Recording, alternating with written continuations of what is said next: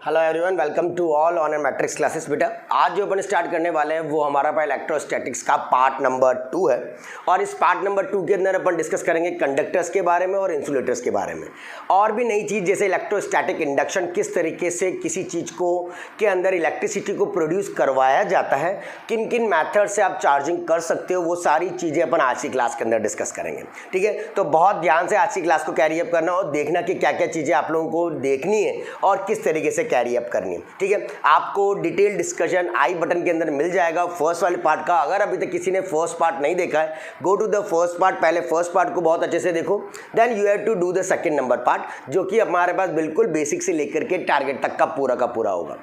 My self doctor Gaurav Vijay presently you for only and only that one के अपन आज की class के अंदर क्या बहुत अच्छा सीख सकते हैं और किस तरीके से बहुत अच्छा सीख सकते हैं उस चीज़ को अपन यहाँ पर देखेंगे। ठीक है, तो अगर अभी तक किसी ने चैनल को लाइक और सब्सक्राइब नहीं किया है तो बच्चा जल्दी से लाइक और सब्सक्राइब कर लेना, ताकि आप लोगों को इसी तरीके के वीडियोस बहुत अच्छे से मिलते रहेंगे। दोनों सब्जेक्ट्स आपके बिल्कुल पैरेलल में कवर अप होंगे, मैथ्स भी एंड फिजिक्स भी। तो ध्यान से इन सब चीज़ों को देखो। सबसे पहले जो अपन स्टार्ट करते हैं वो है आपके पास कंडक्टर और इंसुलेटर।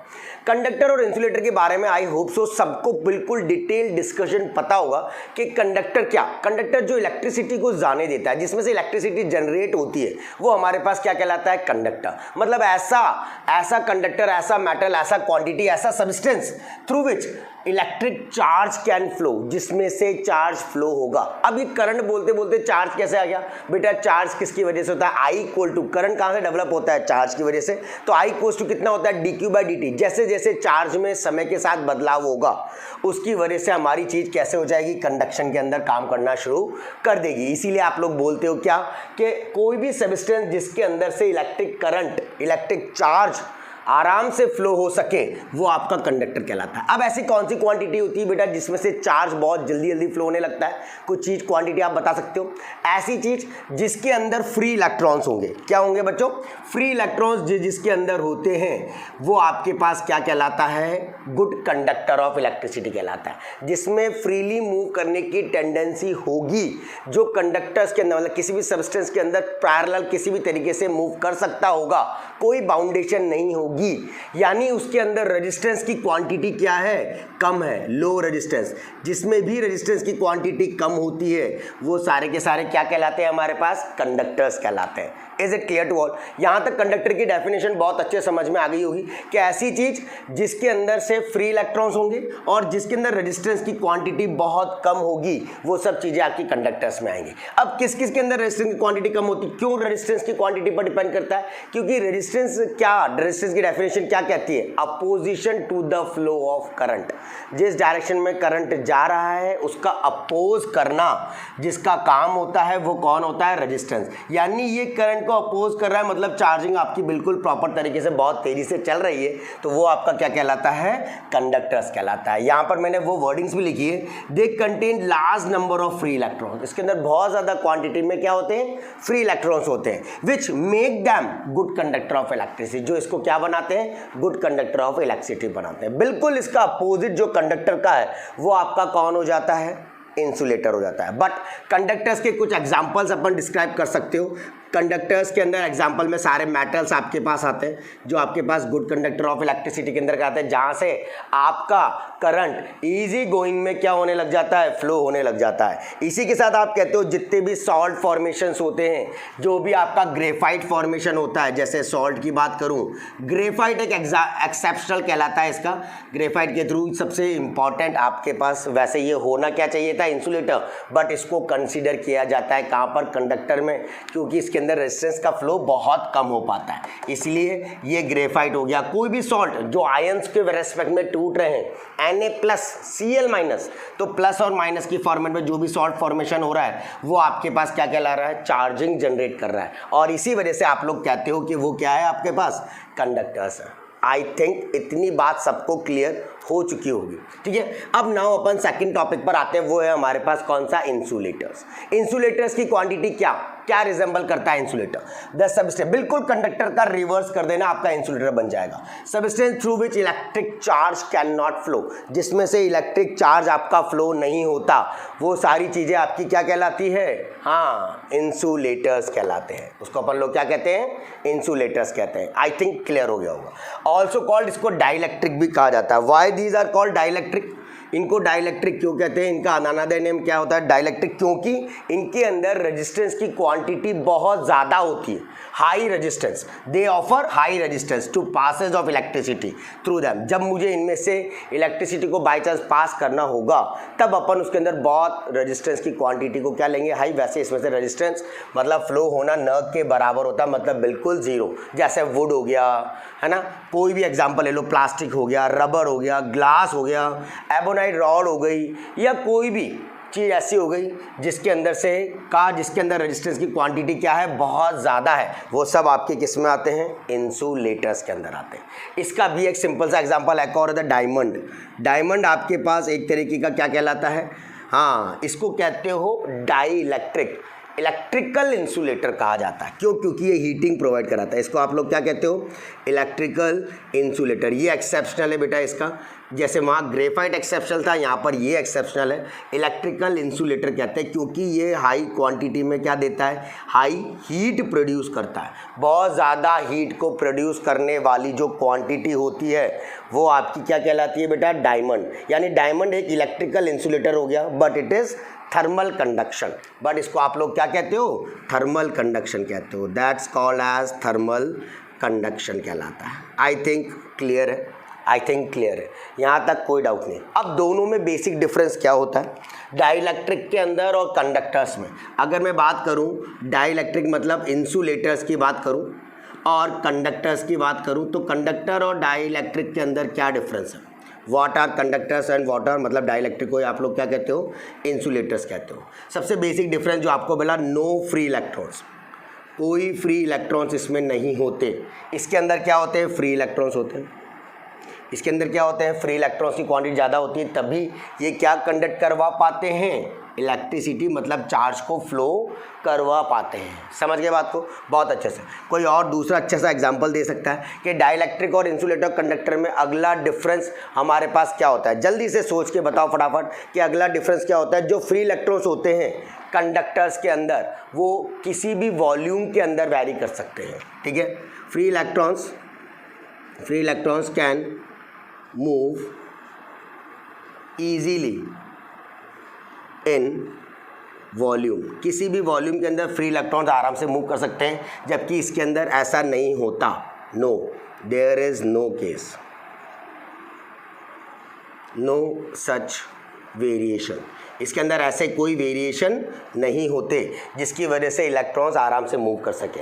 अब एक बिल्कुल बेसिक सी बात मैं आप लोगों से पूछता हूँ, अगर आपके पास ये कोई भी एक सरफेस है या कोई भी एक सरफेस फिनोमिना है या कोई भी एक वॉल्यूम फिनोमिना है, तो चार्ज अगर डेवलप होगा तो बच्चों कहाँ पर होगा? चार्ज ऑलवेज भी develop on the corners of the states. ये हमेशा कहाँ पर डेवलप होंगे? कॉर्नर्स पे। कभी भी बीच में नहीं जाते, कभी भी बीच में नहीं जाते।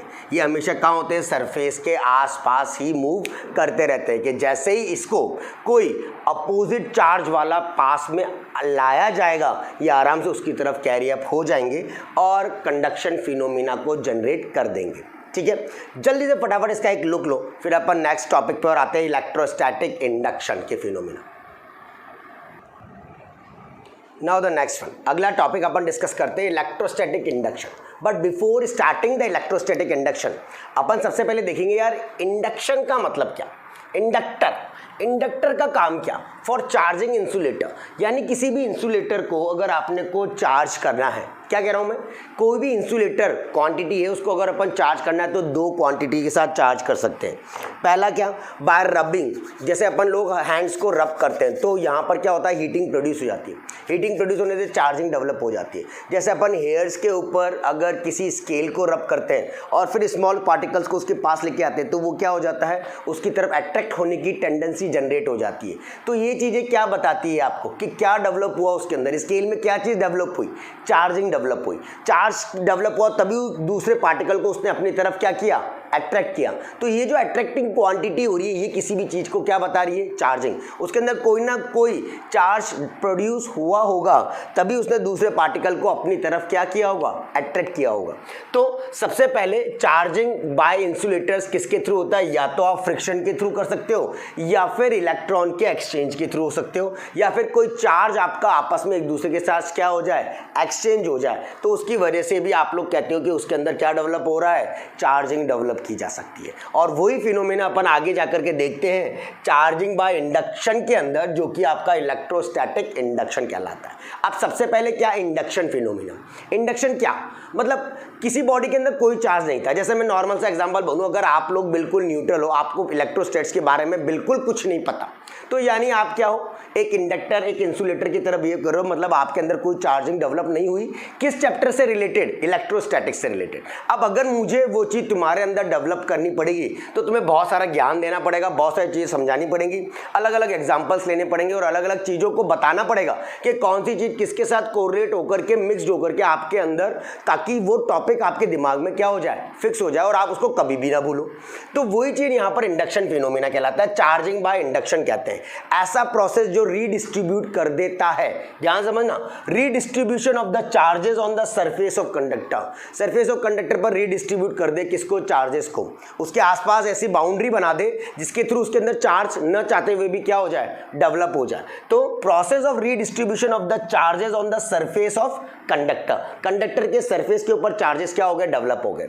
When another object brought near it, जब दूसरा ऑब्जेक्ट अपन उसके पास क्या करे, लेकर के आए। अब ये कहने का क्या मतलब है, इसको थोड़ा सा डायग्राम से समझते हैं। ये आपके पास कोई भी एक कंडक्टिंग रॉड है, ये कंडक्टिंग रॉड है, इस कंडक्टिंग रॉड के अंदर यहाँ पर आपने इसको स्टैंड पर लगा रखा है।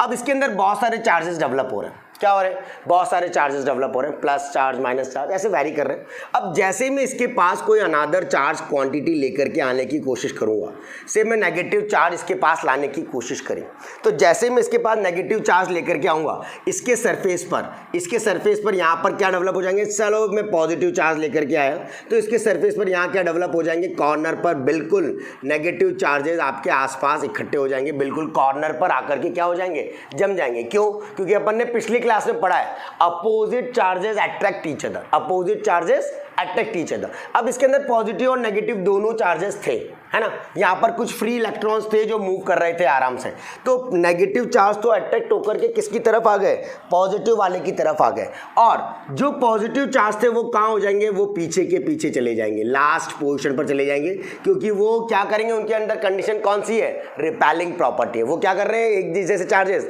एक दूसरे को रिपेल करने की कोशिश कर रहे हैं। तो जैसे मैं पॉजिटिव यहाँ लाया, नेगेटिव यहाँ आ गया और पॉजिटिव कहाँ आकर के इकट्ठे हो गए यहाँ पर। बट कुछ इलेक्ट्रॉन, कुछ फ्री इलेक्ट्रॉन्स की टेंडेंसी ऐसी होती है जो चार्ज को कैरी नहीं कर पाती है, मतलब उनके अंदर इतनी कैपेबिलिटी नहीं होती, उनके अंदर इतनी क्षमता नहीं होती जिससे वो यहाँ पर लेफ्ट पर या राइट कॉर्नर पर चले जाएं। तो वो कहाँ रह जाते हैं, कुछ आपके पास फ्री इलेक्ट्रॉन्स यहाँ पर रह जाते हैं जो मूव नहीं कर पाते। जैसे मैं पढ़ा तो सबको रहा हूँ, ज़रूरी नहीं है सबके दिमाग में एक साथ फिक्स हो जाए वो चीज़, कुछ कुछ टुकड़ों में जाकर के फिक्स होगी। डेली रिविजन करेंगे, डेली अपन पढ़ाई करेंगे तो अपने दिमाग में बहुत अच्छे से बैठता चला जाएगा।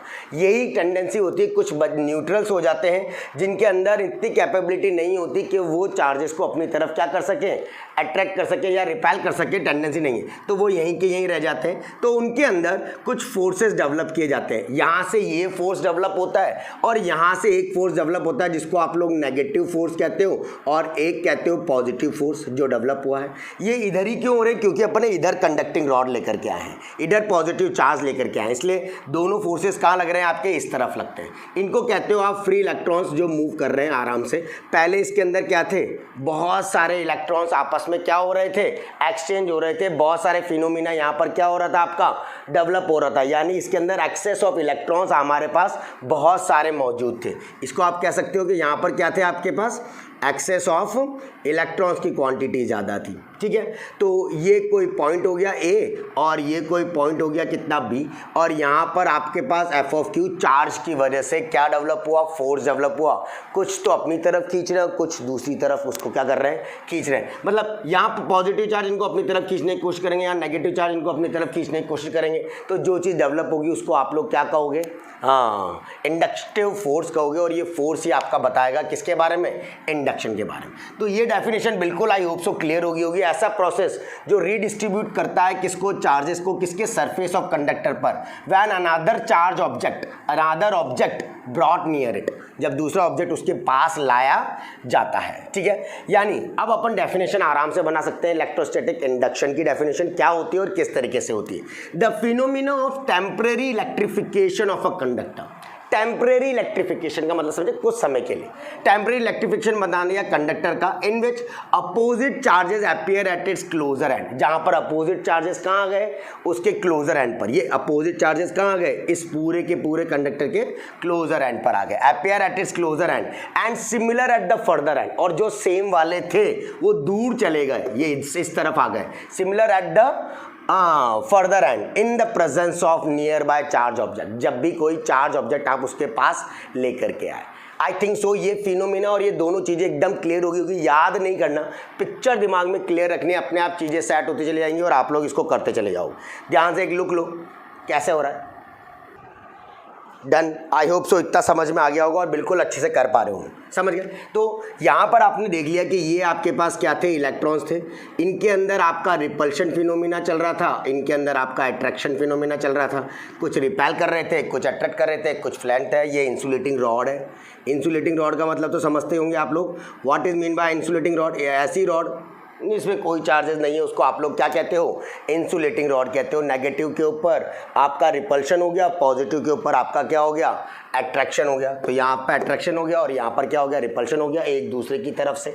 तो इस तरीके से चार्ज डेवलप हुए। अब मैं आपको कुछ स्पेशल केसेस जनरेट करके बताऊंगा, तो ध्यान से देखना बेटा, स्पेशल केसेस क्या क्या होते हैं और उनका काम कैसे होता है। से अगर हमारे पास कोई एक कंडक्टिंग रॉड थी, ये आपका एक कोई भी मान लिया मैंने, ये कंडक्टिंग रॉड थी, इसके ऊपर चार्जेस बिल्कुल स्प्रेड हो रहे थे, बिल्कुल चार्जेस आपके कंडक्टिंग रॉड के अकॉर्डिंग पूरे सिस्टम के अंदर क्या हो रहे थे, फैल रहे थे। या फिर अभी मैं बोल दूं ये एक अनचार्ज कंडक्टिंग स्फीयर है, क्या बोल दूं इसको, ये क्या है आपका अनचार्ज कंडक्टिंग स्फीयर है।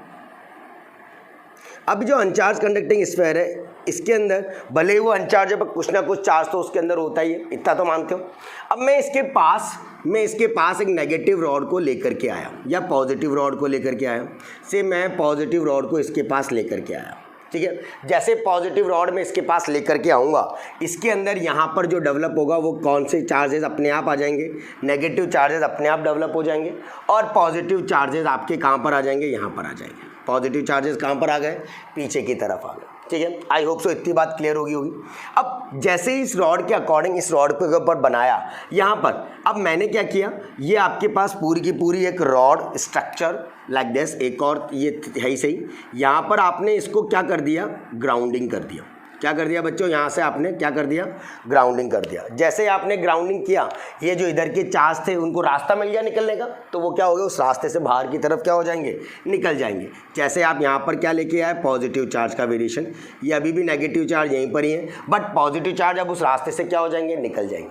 अब जैसे ही वो निकल जाएंगे, अपन ये ग्राउंडिंग फिनोमिना को यहाँ से रिमूव कर सकते हैं। तो मैं इस ग्राउंडिंग फिनोमिना को रिमूव करने की कोशिश करता हूँ। तो मैं इस ग्राउंडिंग फिनोमिना को यहाँ से हटा दिया, सबसे पहले इसको हटा दिया, फिर अपन इस ग्राउंडिंग फिनोमिना को हटाते हैं लाइक दिस। कैसे, मैं लेकर के आया भैया दूसरा कौन सा, ये फोर्थ केस, वही कंडक्टिंग रॉड, अभी भी ये यहीं पर ही है, नेगेटिव लिया था, पॉजिटिव लिया था, तो पॉजिटिव ले लो, पॉजिटिव, तो यहाँ नेगेटिव था। अब मैंने ये ग्राउंडिंग यहाँ से क्या कर दिया, हटा दिया, बट अभी भी स्टिल ये नेगेटिव चार्ज जहाँ पर है वो वहीं पर ही रहेंगे। अब जैसे ये वाली रॉड, दूसरी वाली रॉड अपन इसमें से क्या कर देंगे बच्चों, रिमूव कर देंगे। तो जैसे अपन ने इसको यहाँ से क्या कर दिया, रिमूव कर दिया, तो पूरे के पूरे केस में आपके पास जो नेगेटिव चार्ज थे वो क्या हो जाएंगे, ऑटोमेटिकली स्प्रेड हो जाएंगे, वो पूरे में वापस से क्या हो जाएंगे, फैल जाएंगे। क्यों, क्योंकि अपन ने उसको चार्ज कर दिया है। तो इसको कहते हो आप लोग क्या, चार्जिंग फिनोमिना। कई जगह इसको इस तरीके से समझाया जाता है, यहाँ पर नेगेटिव कर देते हैं, यहाँ पर आपका पॉजिटिव आ जाता है, और इस वाले स्लॉट्स के अंदर यहाँ पर नेगेटिव रहता है। वो तो ऑटोमेटिकली बात है, नेगेटिव है तो पॉजिटिव यहाँ पर आएंगे। अगर ये दोनों नेगेटिव चार्जेस है तो यहाँ पर आपके पास क्या डेवलप हो रहा है, पॉजिटिव चार्ज डेवलप हो रहा है। नेगेटिव चार्ज आपका ग्राउंडिंग से निकल गया, जाएगा। हटा दिया आपने तो यहाँ पर आपका पॉजिटिव चार्ज था और यहाँ पर आपका नेगेटिव नेगेटिव रहेगा। अब पूरे जैसे इसको भी हटा दोगे तो पूरे सिस्टम में क्या आ जाएगा, आपका पॉजिटिव चार्ज वापस से वैसे स्प्रेड हो जाएगा जो था। यानी आपने एक अनचार्ज कंडक्टिंग स्फीयर को एक चार्ज्ड कंडक्टिंग स्फीयर में क्या कर दिया, कन्वर्ट कर दिया। तो ये आपका बन गया चार्ज कंडक्टिंग स्फीयर, आपका क्या हो गया, तैयार हो गया।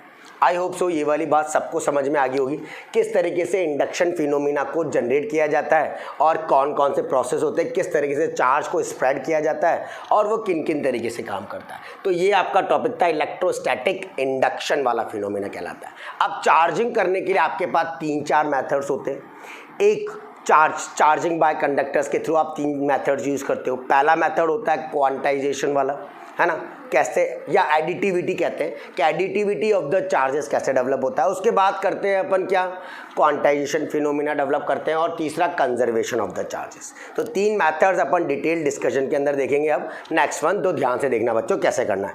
Firstly take a look now बच्चों, अब अपन डिस्कस करेंगे basic properties of electric charge. अब इलेक्ट्रिक चार्ज की बेसिक प्रॉपर्टी क्या क्या होती है, उनका काम किस तरीके से होता है, किस किस तरीके से जनरलाइज किया जाता है। अब बेसिक प्रॉपर्टी 3 अलग अलग तरीके से होती है। अभी थोड़ी देर पहले मैंने बताई, एक एडिटिविटी, एक कंजर्वेशन और एक क्वांटाइजेशन। 3 अलग अलग तरीके से। सबसे बड़ी इंपॉर्टेंट और प्यारी चीज़ जो होती है वो होती है क्वांटाइजेशन, क्योंकि उसके बेसिस पर आपके न्यूमेरिकल्स भी आते हैं। वो भी अपन डिस्कस करेंगे बहुत डिटेल में कि कैसे होते हैं, क्या होते हैं, बिल्कुल आसान से। और पर ये क्वांटाइजेशन का जो फिनोमिना होता है ये आपका बहुत ज़्यादा जनरलाइज किया जाता है आगे बड़ी बड़ी एप्लीकेशंस पे। कूलॉम्स लॉ के अकॉर्डिंग आपका यूज़ होता है ना। और आगे की तरफ इलेक्ट्रिक फील्ड्स वगैरह को निकालने में भी क्वांटाइजेशन के क्वेश्चंस डेवलप होते हैं। ऑयल ड्रॉप्स के जितने भी क्वेश्चंस होते हैं वो सब क्वांटाइजेशन के बेसिस पर होते हैं। तो ध्यान से उन सब चीज़ों को अपन देखेंगे और काम करेंगे। एडिटिविटी, सबसे पहले एडिटिविटी नाम से पता लग रहा है एडिशन। एडिशन मतलब किसका एडिशन, किसकी बात कर रहे हो, चार्जेस की बात कर रहे हो। तो किसका एडिशन करोगे, चार्जेस का एडिशन करोगे। तो कितने भी आपके पास चार्जेस हो वो चार्जेस सारे के सारे क्या हो जाते हैं, समड अप हो जाते हैं, मतलब ऐड हो जाते हैं। तो देखना बच्चा, इलेक्ट्रिक चार्ज एक एडिटिव इन नेचर होता है। इलेक्ट्रिक चार्ज की क्वांटिटी क्या होती है, वो एडिटिव होता है। एडिटिव मतलब addition, additive in nature. It means अगर सिस्टम के अंदर 2 चार्जेस हैं, अगर सिस्टम के अंदर कितने चार्जेस हैं, 2, एक Q1 और एक Q2, तो टोटल चार्ज जो डेवलप होगा सिस्टम के ऊपर वो टोटल चार्ज कितना डेवलप होगा बच्चा, Q1 प्लस का कितना Q2। अगर if there are n charges, if there are n charges, अगर मैं बोलूँ कि अपने पास कितने n चार्जेस हैं, से कितना बोल दिया, Q1 Q2 dot dot dot up to कितना Q1 इन अ सिस्टम, किसमें, सिस्टम में। तो आप बेटा टोटल चार्ज कैसे बता दोगे, टोटल चार्ज इन सिस्टम कितना हो जाएगा, टोटल चार्ज इन सिस्टम। तो सिस्टम के अंदर जो टोटल चार्ज होगा वो कितना हो जाएगा, सबका सम, Q1 plus Q2 plus Q3 plus का डॉट डॉट डॉट प्लस का कितना Q1 हो जाएगा। और यही चीज़ कहलाती है सुपरपोजिशन प्रिंसिपल। क्या कहते हैं इसको आप लोग, सुपरपोजिशन प्रिंसिपल कहलाता है, जिसको आप लोग यहाँ पर जनरेट करते हो। यानी principle of superposition of the charges काम आता है किसको कैलकुलेट करने के लिए, नेट चार्ज जो भी सिस्टम में डेवलप हो रहा है उसके अंदर जो चीज़ डेवलप होती है उसको कहते हो प्रिंसिपल ऑफ सुपरपोजिशन। अब एक नया वर्ड आ गया यहाँ पर, क्या, सुपरपोजिशन। सुपरपोजिशन का मीनिंग क्या, मतलब सुपरपोज हो जाना, मतलब एक के साथ मिक्सड हो जाना। जैसे मैं एक नॉर्मल सी बात करूं, ये हमारे पास एक वेव थी लाइक दिस और दूसरी वेव थी हमारे पास बिल्कुल इसी फॉर्मेट में, दूसरी एक को बोल दिया ये y2 है और एक को बोल दिया y1। वैसे ये वेव नेचर में आप पढ़ोगे तो दोनों वेव्स आपस में क्या हो जाएंगी, सुपर इम्पोज हो जाएंगी। हो सकता है ऐसे मिक्सड हो जाए और टोटल आ जाए y equal to y1 plus का कितना y2। इस तरीके से आपकी कोई भी चीज़ डेवलप हो सकती है। तो उसको आप लोग कहते हो क्या, सुपरपोजिशन का फिनोमिना कहलाता है। आई थिंक क्लियर हो गया होगा, है ना। तो यही चीज़ आपके पास डेवलप होती है क्या, सुपरपोजिशन ऑफ द चार्जेस, और इसी को कहते हो एडिटिव प्रॉपर्टी कहलाती है। टेक अ लुक, अगर साइज जो भी चार्ज पार्टिकल का है अगर वो बहुत कम है, किसके कंपैरिजन में, डिस्टेंस के रेस्पेक्ट में, then they can be considered as a point charge. तो उसको आप लोग क्या मानोगे, पॉइंट चार्ज मानोगे। समझ गए कि बहुत दूर दूर डिस्टेंसेस हैं। यानी मैंने क्या बोला कि साइज जो है चार्ज पार्टिकल का वो बहुत कम है, पार्टिकल का साइज बहुत कम है, तो वो एक तरीके का बाद में जाकर के क्या बन जाएगा, पॉइंट चार्ज बन जाएगा। Is it clear. तो वो चीज़ कहलाती है आपकी एडिटिव प्रॉपर्टी कहलाती है। नाउ अब अपन डिस्कस करेंगे क्वांटाइजेशन। क्वांटाइजेशन को डिस्कस करने के पहले मैं कंजर्वेशन डिस्कस कर लेता हूँ, ताकि फिर अपन एक साथ ही क्वांटाइजेशन का पूरा फिनोमिना देख लेंगे। तो कंजर्वेशन क्या होता है बेटा? कंजर्वेशन का मतलब ही समझ में आ रहा होगा, कंजर्व।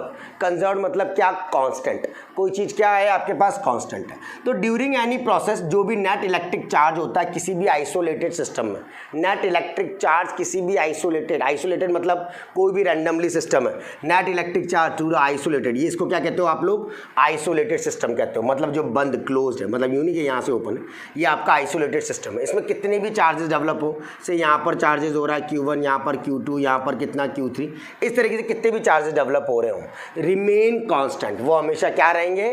कांस्टेंट रहेंगे। और उसको आप हमेशा क्या कहोगे? कंजर्व कहोगे। तो ड्यूरिंग एनी प्रोसेस जो भी आपका नेट इलेक्ट्रिक चार्ज होता है किसी भी आइसोलेटेड सिस्टम में, वो हमेशा क्या माना जाता है? कांस्टेंट माना जाता है, यानी कंजर्व माना जाता है। आप कह सकते हो चार्जेस कैन नाइदर, जैसा एनर्जी की डेफिनेशन पढ़ी थी वैसे होता है, charges can neither be created not destroyed, it can be change from one form to the another, one system to another. इस तरीके से अब आप इसका फिनोमिना डेवलप कर सकते हो, यानी charge can neither be created not destroyed, can be transferred from one part of system to another, but जो भी नेट चार्ज होगा वो हमेशा क्या होगा? Remains the same. Net charge हमेशा क्या माना जाएगा? सेम माना जाएगा। Is it clear to all? ये वाली बात सबको समझ में आएगी। इसको कहते हैं अपन लोग कंजर्वेशन का फिनोमिना, यानी आप चाहो तो लिख सकते हो कि charges can neither be created, charges can neither be created nor destroyed, nor destroyed. It can be changed from, it can be changed from one system to another, one system to another. इसको आप change कर सकते हो एक system से दूसरे system में, but हाँ charge remain the same. Charge हमेशा क्या होगा? Remain the same. चार्ज हमेशा क्या होने चाहिए बच्चा? आपके सेम होने चाहिए। तो वो चीज़ आपकी क्या कहलाती है? कंजर्वेशन ऑफ द चार्जेस कहलाता है। ठीक है, अब नाउ आपके पास जो चीज़ डेवलप होती है वो नेक्स्ट है क्या? क्वांटाइजेशन। क्वांटाइजेशन बहुत इंपॉर्टेंट फिनोमिना है, ये मैंने आपको पहले भी बोला है। कोई भी चार्ज किसी भी इंटीग्रल नंबर ऑफ टाइम्स किसी दूसरे के रेस्पेक्ट में स्टैंडर्ड चार्ज के साथ वैरी करे, वो आपके पास क्या कहलाता है? क्वांटाइजेशन कहलाता है। इंटीग्रल देखो कैसे समझना है इसको। Charge of on any body can be express as an integral multiple of basic unit. Basic unit of charge क्या होती है? 1.6 इंटू 10 की पावर माइनस का 19 कूलॉम। ये मैंने प्रीवियस वाले लेक्चर में बताया था कि स्टैंडर्ड जो बेसिक यूनिट होती है चार्ज की वो कितनी है? 1.6 इंटू 10 की पावर माइनस का 19 कूलॉम। तो बेटा क्वांटाइजेशन का मतलब क्या होता है? उस 1.6 इंटू 10 की पावर माइनस 19 कूलॉम का कुछ पार्ट, मतलब उसको मैंने 2 से मल्टीप्लाई कर दिया, 3 से मल्टीप्लाई कर दिया, 4 से मल्टीप्लाई कर दिया, वो आपका नया चार्ज डेवलप होकर के आ जाएगा। तो उसको आप कहते हो क्वांटाइजेशन। मतलब जो भी चार्जेस डेवलप होंगे, कोई भी बॉडी जो है या कोई भी सिस्टम जो है उसके अंदर जो मिनिमम चार्ज होता है वो 1.6 इंटू 10 की पावर माइनस 19 कूलम तो होता ही होता है। उससे ज़्यादा ही बढ़ेगा हमेशा, जब भी बढ़ेगा, उससे कम कभी भी नहीं होगा। मतलब वो फिक्स्ड चार्ज है, इतना तो हर बॉडी में होता ही है, तभी वो स्टेट के अंदर कैपेबल होता है। तो इसीलिए उसका मल्टीपल कर देते हो, मतलब n से उसको मल्टीप्लाई कर देते हो। यानी charge on any body can be express as an integral multiple of basic unit of the charge. Basic unit कौन सी है चार्ज की? E है। E की वैल्यू कितनी होती है बेटा? 1.6 इंटू 10 की पावर माइनस का 19 कूलॉम। ये तो होगा ही सही, इसका इंटीग्रल मल्टीपल होगा, प्लस में भी हो सकता है और माइनस में भी हो सकता है, इसलिए प्लस माइनस का n इंटू कितना कहते हैं? E कहते हैं। और यही चीज़ बताती है चार्ज ऑन 1 इलेक्ट्रॉन्स के रेस्पेक्ट में। ठीक है, यानी charge is said to be quantize because, इसको क्वांटाइज क्यों करते हैं? क्या कारण इसका क्वांटाइज करने का? क्यों होता है ये क्वांटाइज? मतलब क्यों इंटीग्रल मल्टीपल ही होता है ना? Because it can have only discrete values, क्योंकि इसके अंदर सिर्फ अलग अलग वैल्यूज है, rather than N arbitrary value. कोई आर्बिटरी वैल्यू नहीं होती, हमेशा क्या होती है? डिस्क्रीट वैल्यूज होती है। दैट इज फ्री पार्टिकल्स जो है has no charge. Free particles में कोई चार्ज नहीं होता एट ऑल, किसी भी तरीके का। और अ चार्ज ऑफ, या फिर अगर चार्ज होता भी है तो वो इंटीग्रल मल्टीपल प्लस 10 इलेक्ट्रॉन्स और माइनस का 6 इलेक्ट्रॉन्स के बीच में होता है, या फिर ये दोनों होता है बस। But not free particle with a charge of 3.57 electrons, but कभी भी इतना नहीं होगा। मतलब फिक्स चार्जेस के रेस्पेक्ट में जो बात करते हैं वो आपके पास यहाँ पर डेवलप होता है। Is it clear? जल्दी से एक प्यारा सा लुक लो, देखो इसको क्या है, उसके बाद अपन आगे इसके कुछ क्वेश्चंस को डिस्कस करते हैं जो इसके बेसिस पर आते हैं। अभी आपके पास कुछ न्यूमेरिकल्स है, ध्यान से इन न्यूमेरिकल्स को देखो, क्वेश्चन को रीड करो, पहले क्या कह रहा है उसके अकॉर्डिंग अपन काम करना शुरू करेंगे। सबसे पहले क्या कहता है बच्चा, if a body given out 10 की पावर 9 इलेक्ट्रॉन, अगर कोई बॉडी 10 की पावर 9 इलेक्ट्रॉन्स देती है एवरी सेकेंड, हर सेकेंड पर, how much time is required to get a charge of 1 coulomb. तो बताओ कितना समय लगेगा उसको 1 कूलम के चार्ज को निकालने में। समझ गए इतनी सी बात? यानी ये आपका एन हो गया, ये आपका क्या हो गया, एन हो गया 10 की पावर 9 इलेक्ट्रॉन्स के कोई बॉडी है जो इतने इलेक्ट्रॉन निकाल रही है हर सेकंड पर, 1 सेकंड में इतना निकाल रही है। तो सबसे पहले चार्ज निकालो कि कितना चार्ज उसने निकाल दिया। तो Q इक्वल टू क्या होता है बेटा, n इंटू ई 10 की पावर 9 मल्टीप्लाई बाई ई कितना 1.6 इंटू 10 की पावर माइनस का 19। सॉल्व किया तो 1.6 इंटू 10 की पावर माइनस का 10, इतने उसने कूलम ऑफ चार्ज क्या कर दिए, निकाल दिए। यानी कितना समय लगा, टाइम रिक्वायर्ड। ध्यान से इसको एनालिसिस करो, ये क्या बता रहा है आपका, टाइम रिक्वायर्ड बता रहा है to get charge of 1 coulomb, time required to get charge of 1.6 into 10 की पावर माइनस का 10 कूलम इज इक्वल टू कितना है बच्चा, 1 सेकेंड है। कितना है, 1 सेकेंड है। तो बेटा 1 कूलम के लिए कितना करेंगे, for 1 coulomb of charge, 1 coulomb of charge के लिए क्या किया जाएगा, 1 सेकेंड है तो 1 अपॉन में क्या कर देंगे, 1.6 इंटू 10 की पावर माइनस का 10 कर देंगे, 1 अपॉन 1.6 अपन कर देंगे। यानी 1 को 1.6 से जब आप लोग डिवाइड करोगे तो बच्चा कितना आ जाएगा, 6.25। यानी यहाँ से कितना आता है, 6.25 इंटू 10 की पावर कितना 9, वैसे 0.625 होता है, इसको करोगे तो 0.625 इंटू 10 की पावर 10 आएगा। कंपनसेट करने के लिए इसको उधर कर दिया 6.25, तो अप्रॉक्सीमेटली ये आ गया सेकेंड्स। ये किस में आएगा, सेकेंड्स में। अब बेटा अगर आपको इस क्वांटिटी को कन्वर्ट करना है ईयर्स में तो आप क्या करोगे, फॉर 6.25 इंटू 10 की पावर 9, एक साल में 365 दिन, एक दिन में 24 घंटे, सेकेंड्स 3600, क्या आ जाता है आपका, सेकेंड्स आ जाता है। बस अब इसको अगर आप लोग सॉल्व करोगे तो ये आपका किस में कन्वर्ट हो जाएगा, ईयर्स में, और आंसर आ जाएगा 198.18 198.18 ईयर्स। ये आपका इस तरीके से कन्वर्ट हो जाए। ज़रूरी नहीं है, यहाँ पर भी आप लोग स्किप कर सकते हो। आई होप सो इतनी चीज़ आप लोगों को समझ में आ रही है। अरे बच्चा समझ में आ रही है तो ज़रूर लाइक और सब्सक्राइब बनता ही है। जल्दी से फटाफट बटन को लाइक कर दीजिए ताकि इसी तरीके से पैटर्न क्वेश्चन आपके और आते चले जाएंगे। अब आगे देखो बेटा नेक्स्ट क्वेश्चन क्या कह रहा है, सेकंड क्वेश्चन, सेकंड एग्जांपल, ध्यान से देखना, इसमें कोई डाउट नहीं है, इजी गोइंग है। सेकंड क्वेश्चन क्या कह रहा है, calculate charge carried bye 12.5 into 10 की पावर 8 इलेक्ट्रॉन्स। मुझे चार्ज कैरी करना है इतने के लिए, चार्ज कैरी करना है तो वही फॉर्मूला बेटा Q इक्वल टू क्या लगाओगे, n इंटू ई, तो 12.5 इंटू 10 की पावर 8 और E की वैल्यू 1.6 इंटू 10 की पावर कितना, माइनस का 19। बस अब आपको इसको सॉल्व करना है 12.5 और 1.6 को। Definitely you got the answers, जो कि आप लोगों के पास इजी गोइंग में आ जाएगा। और क्या डेवलप होगा बच्चा, जल्दी सोच के बताओ। हाँ, 20 इंटू 10 की पावर माइनस का 11 कूलम। तो आप यहाँ पर बोल दोगे 20 इंटू 10 की पावर माइनस का 11 coulomb is the answer. Similarly जब आपने अगले वाले की बात करी, कैलकुलेट, बिल्कुल इजी गोइंग है। डायरेक्ट अभी अपन पैटर्न चीज़ें बता रहे हैं कि आपको क्वेश्चन कैसे लगाना आना चाहिए और कैसे करना चाहिए। उसके बाद अपन कुछ और इंपॉर्टेंट प्रोफाइल्स को और डिस्कस करेंगे। तो ध्यान से, calculate the charge on an alpha particle. अब अल्फा पार्टिकल पे चार्ज कितना होता है, अगर ये याद नहीं है तो सबसे पहले तो ये याद होना चाहिए, अल्फा पार्टिकल पे चार्ज कितना होता है, 2, है ना। तो अल्फा पार्टिकल चार्ज कितना होगा, 2 electrons. Giving the charge of proton कितना है, 1.6। नहीं भी देता तो भी हमारा स्टैंडर्ड है वही सेम बेटा, Q इक्वल टू कितना, n into E. But n अगर मुझे नहीं पता था कि अल्फा पार्टिकल पे चार्ज कितना होता है तो अपन नहीं कर पाएंगे। 2 इंटू 1.6 इंटू 10 की पावर माइनस का 19 कर दिया।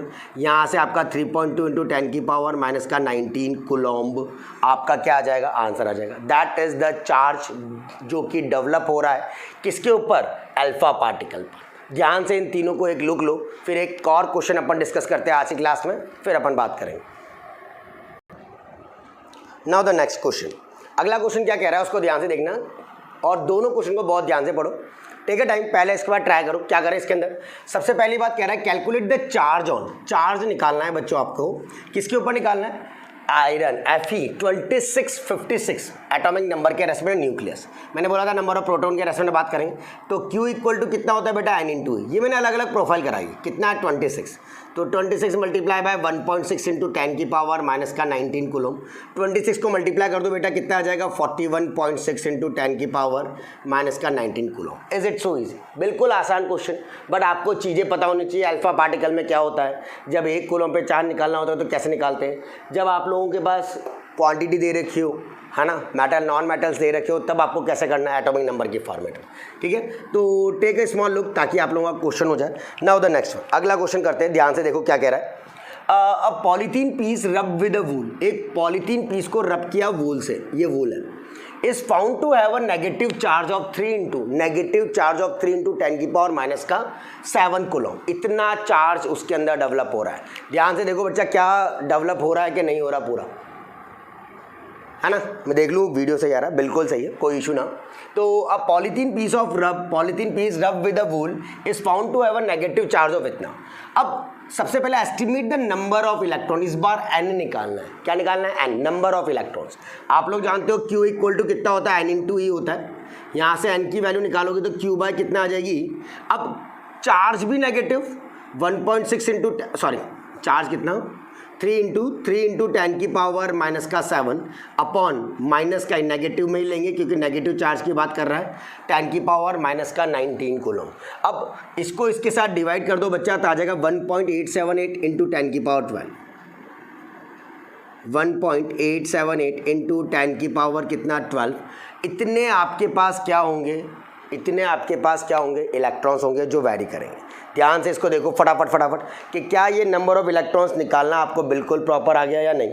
अब सेकंड पार्ट क्या कह रहा है उसको पढ़ो। एस्टिमेट या is there a transfer of mass of wool, yes. Is there a transfer, yes. Is there a transfer of mass of wool, yes. Transfer of mass from wool, transfer होगा mass का किसके अंदर, वूल में, वूल from wool to किस में, polythene में। कितना होगा उसको अपन ध्यान से देखेंगे। जो भी मास ट्रांसफ़र होगा बच्चा ध्यान से समझो, जो भी मास आपका ट्रांसफ़र होगा फ्रॉम वूल टू पॉलीथीन वो मास ऑफ इलेक्ट्रॉन्स की फॉर्मेट में होगा। और मास ऑफ इलेक्ट्रॉन्स की रेस्पेक्ट में आप बात कर दोगे what is the mass of electrons, जल्दी बोलो। 9.1 इंटू 10 की पावर माइनस का 31 kg। तो मास ऑफ इलेक्ट्रॉन्स कितना, मास ऑफ इलेक्ट्रॉन्स यानी m इंटू ई कर दिया 9.1 इंटू 10 की पावर माइनस का 31 और ये कितना kg, माइनस का कितना 31 और ये कितना kg। अब कितना मास ट्रांसफ़र होगा तो मास इक्वल्स टू m, वही जैसे आप लोग Q equal to n e करते हो ऐसे आपको n इंटू कितना करना है एम ई करना है। n कितना जो आपने यहाँ निकाला 1.878 इंटू 10 की पावर कितना 12 मल्टीप्लाई बाय 9.1 इंटू 10 की पावर माइनस का कितना 31 kg। इतना आप उसके अंदर ट्रांसफ़र कर दोगे, ये वो मास कहलाएगा जो ट्रांसफ़र हो रहा है किससे, वूल से, किसमें, पॉलीथीन के अंदर। 1.687 सॉल्व कर लो, 1.687 इंटू 10 की पावर आपके पास आ जाएगा माइनस का 18 kg। इतना मास ट्रांसफ़र हो जाएगा किससे, हाँ, वूल से पॉलीथीन के अंदर। आई होप सो यहाँ तक में बिल्कुल किसी को दिक्कत नहीं होगी। ये आपका बेटा फर्स्ट टॉपिक था।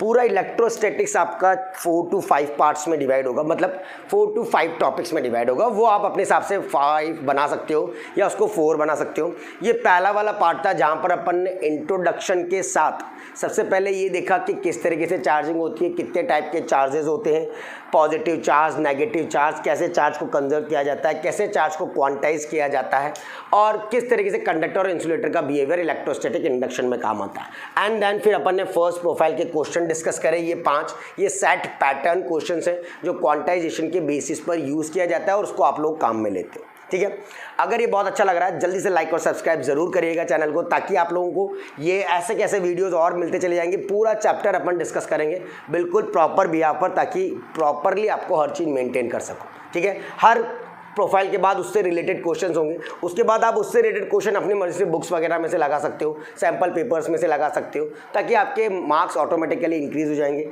PYQs बोर्ड्स के रेस्पेक्ट में बात करें चाहे जेई एग्जाम के रेस्पेक्ट में बात करें, दोनों में आपको बेनिफिट मिलेगा। ठीक है, चलो आज के लिए अपन इतना करते हैं, नेक्स्ट क्लास के अंदर मिलते हैं नए टॉपिक के साथ जो कि हमारा कूलॉम्स लॉ होगा। बट मुझे कमेंट सेक्शन के अंदर कमेंट चाहिए कि हाँ सर हमें नेक्स्ट लेक्चर ज़रूर चाहिए, आपके लेक्चर्स का ये फ़ायदा हुआ और कैसा लग रहा है लेक्चर, उसका कमेंट भी मुझे चाहिए। ठीक है, thank you so much, thank you.